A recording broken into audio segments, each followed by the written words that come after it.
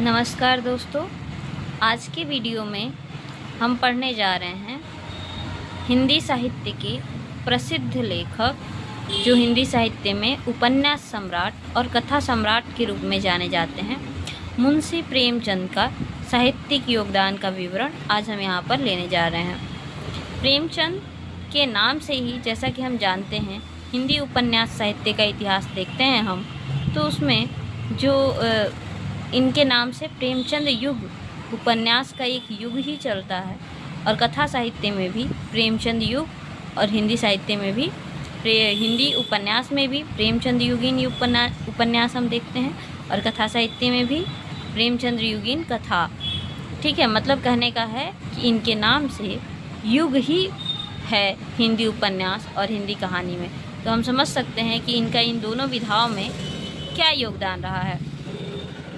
अगर हम बात करें प्रेमचंद के जन्म की, तो ये इनका जन्म 1980 में हुआ और इनका जन्म 1880 में हुआ और मृत्यु 1936 में हुआ। तो मैंने बताया जैसे कि इनको उपन्यास सम्राट तथा कथा सम्राट की उपाधि से विभूषित किया गया है। प्रेमचंद की अगर हम उपन्यासों की बात कर लें तो देखिए, शुरुआत में ये अपने साहित्यिक जीवन की शुरुआत में ये जो हैं उर्दू में रचनाएं किया करते थे। इनकी कहानियाँ और उपन्यास उर्दू में मिलते हैं। बाद में वे अपने उर्दू उपन्यासों का हिंदी रूपांतरण भी किया है और हिंदी में, मुख्य रूप से हिंदी में भी उपन्यास ये बाद के दिनों में लिखने लगे और अपने द्वारा लिखे उर्दू उपन्यासों का इन्होंने हिंदी रूपांतरण भी किया है। आइए हम उनके कुछ प्रमुख उपन्यासों के बारे में जान लेते हैं।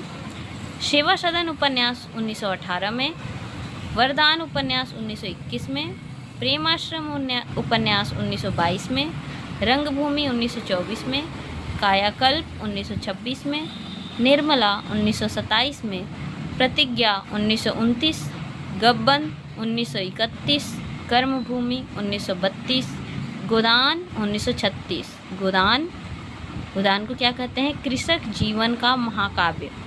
ठीक है, ग्रामीण चेतना का भी महाकाव्य है और यहाँ पर हमको गोदान जो है प्रेमचंद की प्रसिद्धि का सर्व प्रमुख आधार है। गोदान 1936, उसके बाद यह उनकी अंतिम कृति हम कह सकते हैं गोदान उपन्यास। लेकिन उन्होंने एक मंगलसूत्र उपन्यास भी लिखा जो कि अपूर्ण रह गया, जिसको मरणोपरांत 1948 में प्रकाशित कराया गया। इनकी कहानियाँ, इन्होंने लगभग 300 कहानियाँ लिखी हैं और इनकी कहानियों का संकलन सप्त सरोज 1917 में और मानसरोवर नामक कहानी संग्रह, मानसरोवर के 8 भागों में, 8 खंडों में इनकी लगभग 300 कहानियों का संकलन किया गया है। इन्होंने 3 नाटक भी लिखे हैं, करबला, संग्राम और प्रेम की वेदी। संग्राम 1923, करबला 1924 और उसके बाद प्रेम की वेदी उपन्यास नाटक। 3 नाटक हैं, करबला, संग्राम और प्रेम की वेदी। इन्होंने पत्रिकाओं का भी संपादन किया है। इन्होंने 1928 से 31 तक माधुरी पत्रिका, 1930 में हंस पत्रिका, 1932 में जागरण पत्रिका का संपादन किया। यानी हंस, माधुरी और जागरण पत्रिका के ये संपादक रहे हैं। इनकी आलोचनात्मक रचना है साहित्य का उद्देश्य, जो कि 1954 में प्रकाशित हुआ। और एक मुख्य बात कि जब प्रगतिशील साहित्य आंदोलन का जो भारत में प्रथम अधिवेशन 1936 में हुआ था, तो उसकी अध्यक्षता भी प्रेमचंद्र ने की थी। और उसमें कहते हैं कि जो है उन्होंने साहित्य को किससे जोड़ा था? समाज से जोड़ा था और साहित्य समाज उपयोगी होनी चाहिए।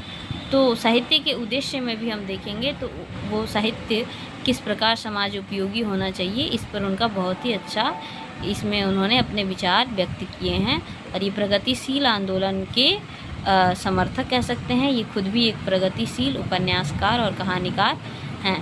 ठीक है, तो ये हो गया प्रेमचंद की साहित्यिक रचनाओं का सामान्य परिचय। आगे के वीडियो में हम अन्य प्रमुख साहित्यकारों की साहित्यिक रचनाओं पर बात करेंगे। धन्यवाद।